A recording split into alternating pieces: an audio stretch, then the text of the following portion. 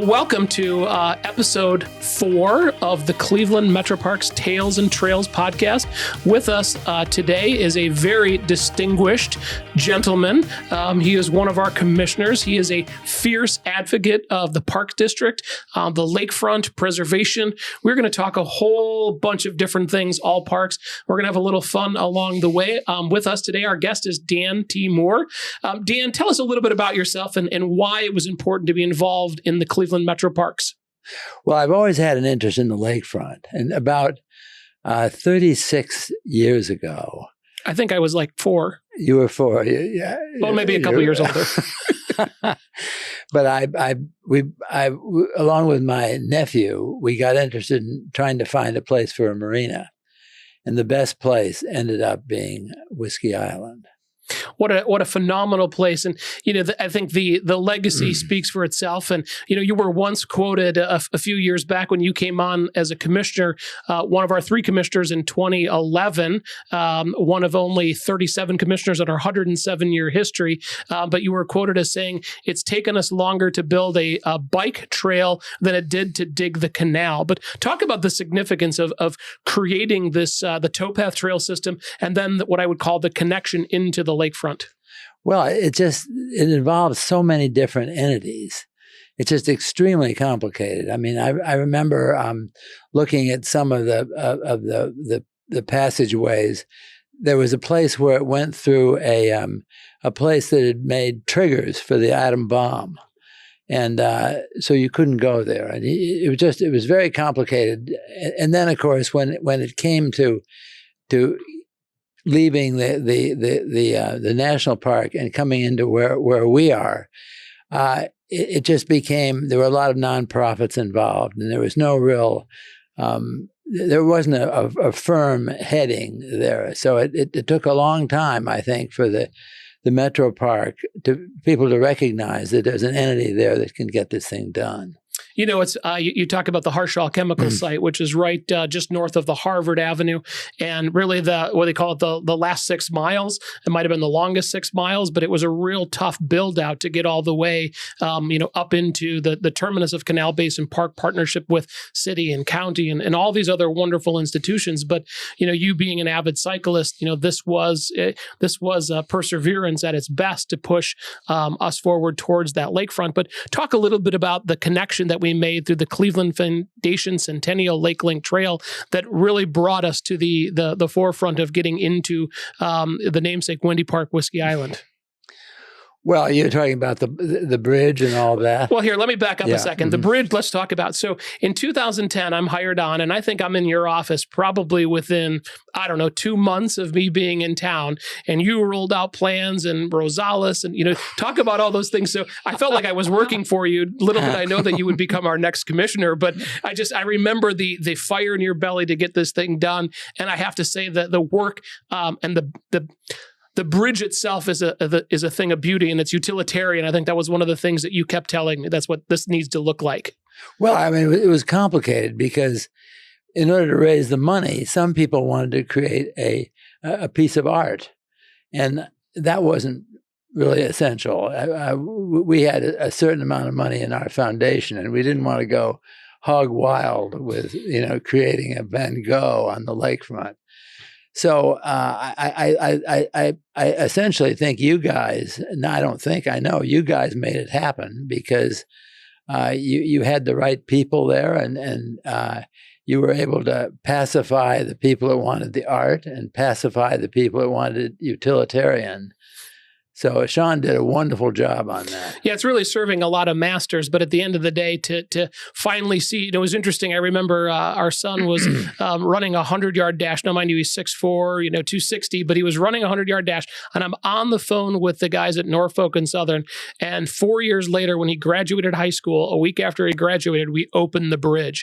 And so it took that long. But the nuances of having the highest capacity line from New York, the fiber optic from New York to Los Angeles, running right through there, going across a bridge, navigating a river, and doing all those things without the help of your foundation and the folks behind it. I don't think we would have ever been able to complete that in the fashion that we did. So kudos to you and the team too.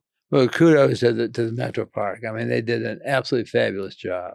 Well, let's talk about your passion in trails. So with us today is Commissioner Dan T. Moore. This episode is being sponsored by our friends over at Key Bank. And we're just delighted to have Commissioner Dan Moore with us today to talk about trails, one of the things that he's probably most passionate about. Well, to me, I think I think the Metro Park constituency agrees with this, that the beauty is passing through the woods, going through the woods, and being able to be on I love narrow trails.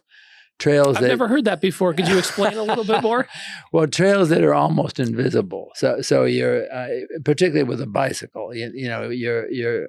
It sort of presses you into a place, and you just enjoy the outdoors so much more in that situation. I mean, I used to love to take my daughters and we'd ride through the woods, and until we were completely exhausted, and then we'd try to find our way back. So I think trails are beautiful, and it's the number one thing that people want.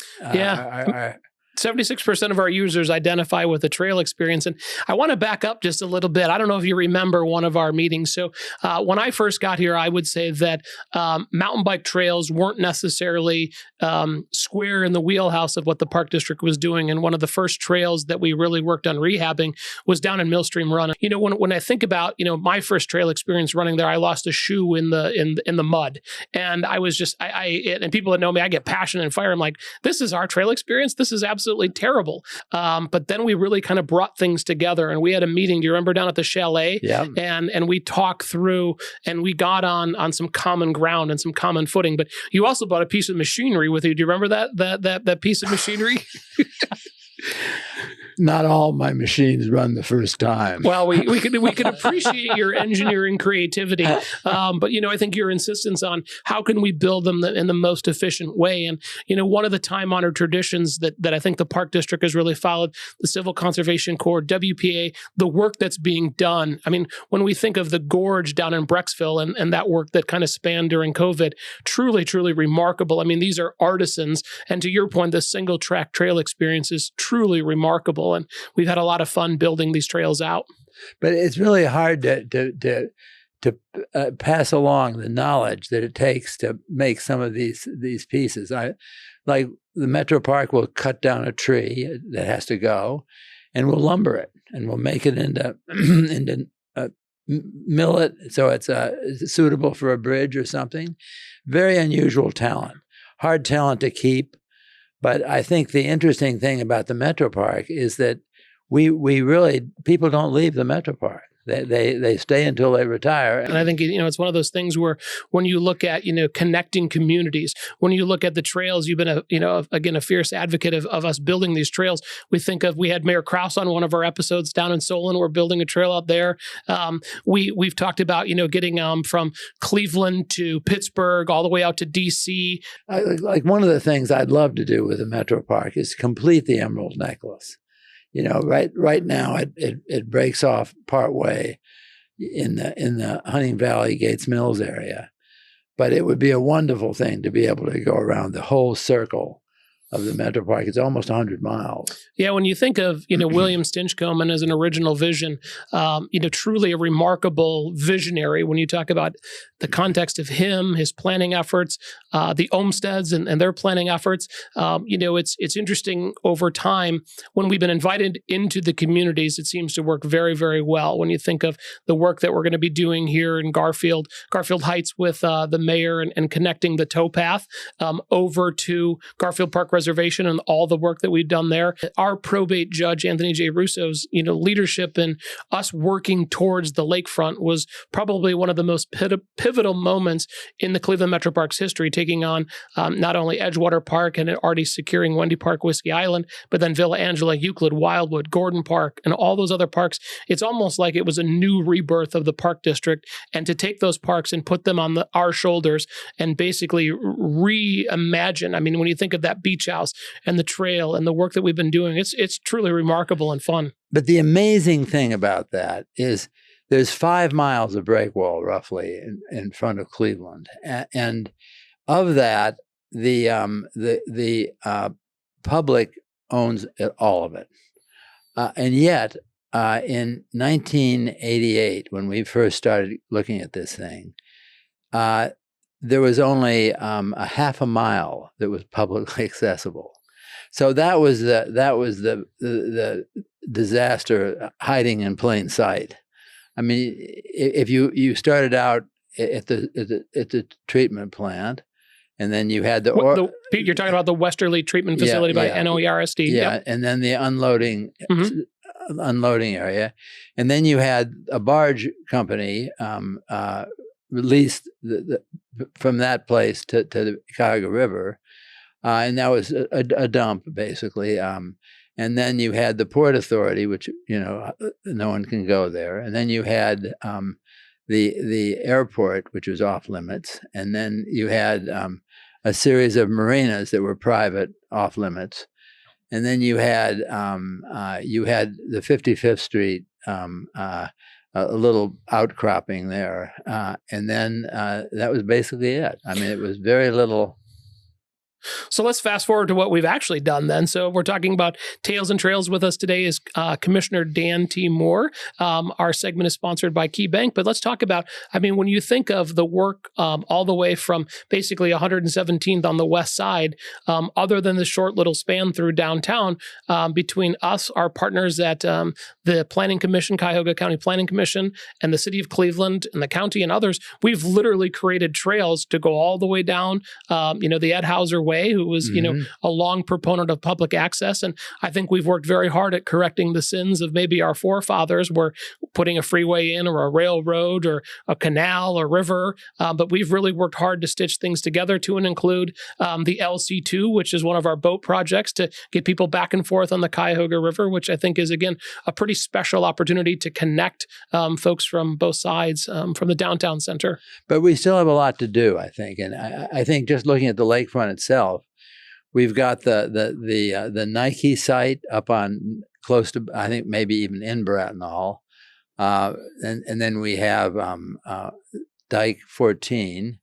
So there's quite a bit to do. And we do have the best park system of any city I've been in. I mean, and that says a lot because you've traveled overseas, you've been on all sorts of different continents. So that's a pretty big statement. Well, but it's a true statement. Yeah, and it's interesting. We're having folks come from different parts of the country and the world to take a look at the trail system that we have here. And one of the things you were talking about, the Cleveland Lakefront Nature Preserve, as it's called now, really a partnership with the Port Western Reserve Land Conservancy has done some conservation things there, and having that open to the public, behind the Lakefront Nature Preserve, that's remarkable. You were talking about the former Nike missile site, but to have that within 8 minutes of as many people in the Cleveland in our constituency as is possible, and we're now at pretty close to 70%. Yeah, I mean, it's amazing to see the last, I would say, 14 years of push. And, the latest, with, help from Congresswoman Shontel Brown and Senator Sherrod Brown of really that downtown trail connector. So when we talk about, a lot of people said, we've done work on the west side. Now all of a sudden the east side is getting, a highlight with the Mandel Trail, the Mandel Community Trail from East 9th all the way out past East 55th, which will connect to MLK. And then this other coming from basically Newburgh Heights, Slavic Village area, all the way into downtown, into the Gateway District. That's really going to help our scoring from that 888. Whether you're 8 years old or 80, you should have an 8-minute walker ride to the park. And we're trying very hard with our partners at the City of Cleveland and the county. Opportunity corridors, they're another potential connection there as well. And of course, there'll be connections through the neighborhoods. Correct. Houses become available, and if the price is right, that can be done. Well, Dan, what do you think your most favorite project has been in the 14 years that you've been here, or what are you most proud about? I think the bridge has been very important, and I think just leaving a legacy for my daughter. I think it says a tremendous amount about you and Marge and the entire team, Wendy, that got behind that thing. And to see the art, because, it was this utilitarian, it was this blend, and we loved putting that project together with you guys. Loved it. Well, we loved it too. It was fun. It was fun being both a dad, a commissioner, and an advocate. Well, and in that whole light, you got to see something accomplished. I think too often we talk or a plan or it got on the shelf. We actually led ourselves into making that connection, and we made it happen. It was almost like that golden spike happening across the river. It was. I mean, it was 36 years. With us today is Commissioner Dan Moore for our episode 4 of really reconnecting the lakefront. Kind of a final parting thought, Dan. What would you like your legacy to be, as a commissioner? What would you like to be thought of the most? Well, I just think the whole how it's worked out has been a real legacy. I hate to put any one thing, but of course, Wendy Park had to be important. With that, we're going to close this out. Dan, I cannot thank you enough for being on episode 4 of our Tales and Trails podcast. You are a true professional gentleman. I love having you as one of my bosses. So thank you. Thank you.